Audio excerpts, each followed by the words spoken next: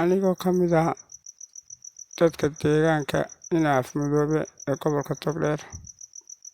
Waxaan halkan marka hore uga mahadcelinayaa warbaahinta Bulla Media. Kadib halkan waxaan uga caddeynayaa bulshada in koox dhalinyaro ah oo hubaysani oo ka mid ah dhalinyarada deegaanka oo uu hogaaminayo Cumar Xasan Kaldabar ay is-abaabuleen habeen hore saacadu markay ahayd 12 habeenimo. Gaari bas ah oo siday daawo u siday cadowga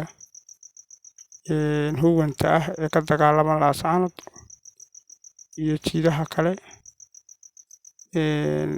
Gaarigaas oo siday daawooyin noociisuna yahay bas ay ku dhigeen gacanta, kadibna ay geeyeen Qorylugud iyo jiida.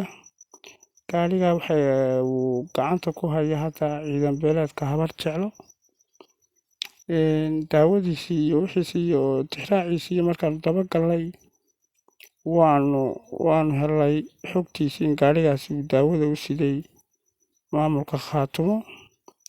Halkan waxaan uga caddeynayaa cid kasta oo u dhalata Somaliland ama yaanay u dhalaninbe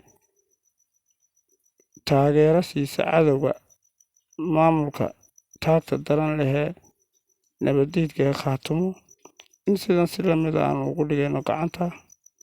Waxaan ugu baaqayaa inay ka feejignaadaan falalka noocaas oo kale ah.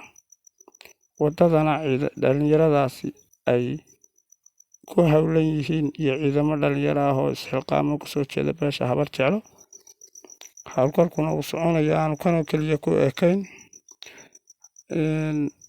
Maanta waad ogtahay colaaddu halkay marayso. Waxaan u sheegayaa kooxaha